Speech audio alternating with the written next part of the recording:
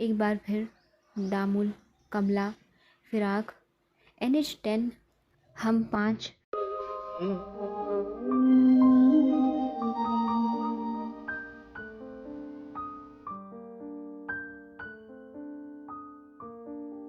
उन्होंने चश्मे बददूर, कथा, साथ साथ, अनकही, रंग बेरंगी,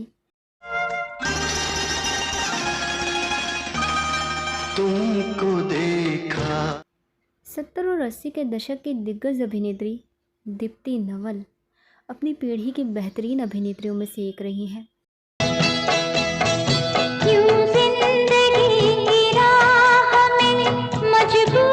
गोल्ड फिश और कई अन्य फिल्मों में अपने शानदार काम से लाखों लोगों के दिलों में अपनी जगह बनाई है। घर ये मेरा घर, किसी को देखना होगा तो पहले आके मांग ले। ये बात सभी जानते हैं कि दीप्ति नवल ने साल 1978 में श्याम बेनेगल की फिल्म जुनून से अपने अभिनय करियर की शुरुआत की थी और फिर जल्द ही दीप्ति नवल समानांतर सिनेमा में एक बड़ा चेहरा बन गई और तब से उन्होंने पीछे मुड़कर कभी नहीं देखा। दीप्ति नवल का जन्म 3 फरवरी साल 1952 को उदय सिंह नवल और उनकी पत्नी हिमाद्री नवल के घर हुआ था। दीप्ति नवल के पिता चाहते थे कि वो उनकी तरह ही एक चित्रकार बने। हालांकि उन्होंने एक अलग रास्ता चुना और फिल्म व्यवसाय में शामिल हो गई। ठीक इसी तरह दीप्ति नवल के पास भी कई ऐसे तथ्य थे जो बहुतों को नहीं पता। दीप्ति नवल हिंदी फिल्म इंडस्ट्री में अपनी ज़िंदगी का नया सफ़र शुरू करने के लिए भारत आई थी। हालांकि फिल्मों में करियर शुरू करने के साथ ही उनकी मुलाकात अपने प्यार प्रकाश झा से भी हुई। ये अमृतसर के पंजाब में जन्मी थी। इनके पिता उदय चंद्र नवल एक अंग्रेज़ी के प्रोफेसर थे जिन्होंने विभाजन से पहले लाहौर के गवर्नमेंट कॉलेज से अंग्रेज़ी साहित्य में स्नातक किया था। इनकी माँ हिमाद्री गंगाहार एक शिक्षिका और एक चित्रकार थी जिनका जन्म बर्मा के मंडाले में हुआ था। दीप्ति नवल के परिवार में कला और साहित्य का माहौल था। उनकी माँ नाटकों का निर्देशन करती थी और अभिनय भी करती थी, जिसे दीप्ति नवल को भी अभिनय की प्रेरणा मिली। दीप्ति नवल ने अमृतसर के sacred heart senior secondary school से प्रारंभिक शिक्षा प्राप्त की। इसके बाद में इनका परिवार अमेरिका चला गया, जहां उन्होंने न्यूयॉर्क के हंटर कॉलेज से फाइनल आर्ट्स में स्नातक की डिग्री प्राप्त की, जिसमें पेंटिंग में मेजर और अंग्रेज़ी व मनोविज्ञान में माइनर किया। दीप्ति नवल का करियर एक बहुत ही दिलचस्प और संघर्षपूर्ण यात्रा से शुरू हुआ। उन्होंने फिल्म इंडस्ट्री में प्रवेश उस दौर में किया जब महिला कलाकारों के लिए ग्लैमरस छवि से हटकर गंभीर और सशक्त किरदार निभाना आसान नहीं था। इनको अभिनय और कला से लगाव तो बचपन से ही था। इनके घर में साहित्य, थिएटर और संगीत का वातावरण था। उनकी माँ स्वयं रंगमंच में अभिनय करती थी और इसने दीप्ति नवल को भी प्रेरित किया। वो स्कूल और कॉलेज के नाटकों में भी भाग लिया करती थी। बाद में ये जब अमेरिका गई तो वहाँ पढ़ाई के दौरान भी इन्हें थिएटर में हिस्सा लेने का मौका मिला। लेकिन हिंदी फिल्मों में करियर बनाने का सपना इनके मन में हमेशा रहा। दीप्ति नवल की पहली फिल्म थी श्याम बेनेगल की जुनून, जो साल 1978 की थी। ये एक ऐतिहासिक पृष्ठभूमि पर आधारित गंभीर फिल्म थी। इसमें इनका रोल छोटा था, लेकिन ये फिल्म इनके लिए एक महत्वपूर्ण शुरुआत साबित हुई, क्योंकि वो एक प्रतिष्ठित निर्देशक के साथ काम कर रही थी।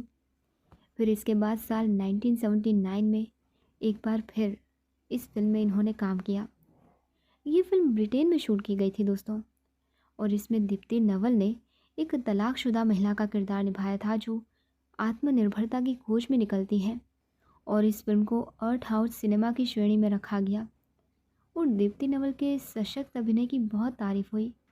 फिर इसके बाद साल 1981 में चश्मे बददूर, सई परांजपे की इस हल्की फुल्की रोमांटिक कॉमेडी में इन्होंने एक सिंपल और पढ़ी लिखी लड़की का किरदार निभाया। फारूक शेख के साथ इनकी जोड़ी बेहद पसंद की गई। ये फिल्म मिडिल क्लास सिनेमा का प्रतीक बन गई। साल 1982 की फिल्म साथ साथ इस फिल्म में इन्होंने फिर से फारूक शेख के साथ काम किया। इसमें उनके किरदार में ईमानदारी, संवेदना और स्वाभिमान दिखा, जो उस दौर की नायिकाओं से हटकर था। फिल्म के गाने जैसे तुमको देखा तो एक ख्याल आया आज भी याद किए जाते हैं। साल 1983 की फिल्म कथा, ये फिल्म एक मध्यम वर्गीय मोहल्ले की कहानी थी, जिसमें उन्होंने एक सीधी सादी लड़के का किरदार निभाया जो अपने सच्चे प्यार के लिए खड़ी होती हैं। उन्होंने ये दिखाया कि साधारण किरदारों में भी गहराई और ताकत हो सकती है। दीप्ति नवल पैरेलल सिनेमा और कमर्शियल सिनेमा दोनों में सहजता से फिट हो गई। उन्होंने ऐसे किरदार निभाए जो बुद्धिमान, आत्मनिर्भर और भावनात्मक रूप से सशक्त होते थे। उन्होंने महिलाओं को एक नई पहचान दी, ना सिर्फ सुंदरता की बल्कि सोच और संवेदनशीलता की भी। दीप्ति नवल और फारूक शेख की जोड़ी को 1980 के दशक की सबसे सुंदर और रिलेटेबल जोड़ी माना गया। दोनों की सादगी, अभिनय की सहजता और समझ ने उन्हें एक अलग मुकाम दिया। दीप्ति नवल का करियर ऐसे समय शुरू हुआ जब हिंदी सिनेमा दो ध्रुवों, एक और ग्लैमर व मसाला, दूसरी ओर यथार्थपरक सिनेमा के बीच बटा हुआ था। उन्होंने अपनी जगह बनाई पैरेलल सिनेमा की दुनिया में, लेकिन बिना किसी बनावटीपन के। साल 1983 में ही इनकी फिल्म आई किसी से ना कहना। इसमें इन्होंने उमा का किरदार निभाया था, जो एक पढ़ी लिखी आधुनिक सोच की लड़की जो पारंपरिक सोच से टकराती है। फिर 1984 की फिल्म कमला, ये फिल्म एक महिला की गुलामी से मुक्ति और आत्मसम्मान की लड़ाई पर आधारित है।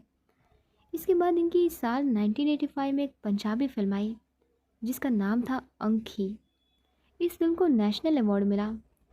पंजाबी पृष्ठभूमि और महिलाओं के संघर्ष को दर्शाती है ये। फिर आया 1990 का दशक। इस दौर में दीप्ति नवल ने थोड़ी दूरी बना ली मुख्य धारा की फिल्मों से और लेखन, चित्रकला और फोटोग्राफी की ओर मुड़ गई। साल 1990 में इनकी एक और पंजाबी फिल्म आई जिसका नाम था मारही दा दीवा, जिसमें भी ये मुख्य भूमिका में थी। फिर साल 1991 में फिर भी इनकी फिल्म जिसमें इनका सपोर्टिंग रोल था। 1994 में इनकी कन्नड़ फिल्म माने। 1995 में फिर इन्होंने टीवी सीरियल में काम किया। सीरियल का नाम था सौदा। दीप्ति नवल की प्रेम कहानी और वैवाहिक जीवन का सफ़र भी उनके फिल्मी करियर की तरह उतार चढ़ावों से भरा रहा। इनकी मुलाकात फिल्म निर्माता और निर्देशक प्रकाश झा से फिल्म इंडस्ट्री में काम करते वक्त ही हुई। दोनों के बीच गहरी दोस्ती हुई और फिर प्यार हुआ। साल 1985 में दीप्ति नवल और प्रकाश झा ने शादी कर ली। दोनों ही सिनेमा को सामाजिक मुद्दों का माध्यम मानते हैं और विचारों की ये समानता उन्हें करीब लाई। इन्होंने एक बच्ची को गोद लिया जिसका नाम दिशा झा है। हालांकि शुरुआत में तो इनका रिश्ता मजबूत रहा, लेकिन वक्त के साथ दोनों के बीच अहम व्यवस्था और सोच में मतभेद आने लगे।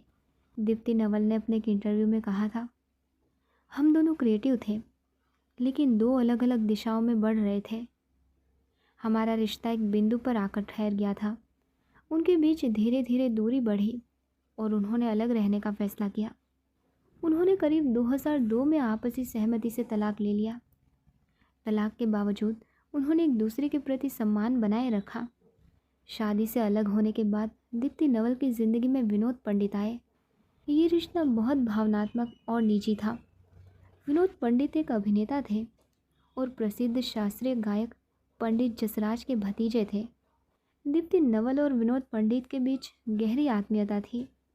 उन्होंने कभी औपचारिक शादी नहीं की, लेकिन एक दूसरे के बेहद करीब रहे। लेकिन अफसोस कि विनोद पंडित को कैंसर हो गया था और कुछ ही समय में उनकी डेथ भी हो गई। ये दीप्ति नवल के लिए एक बहुत बड़ा भावनात्मक झटका था।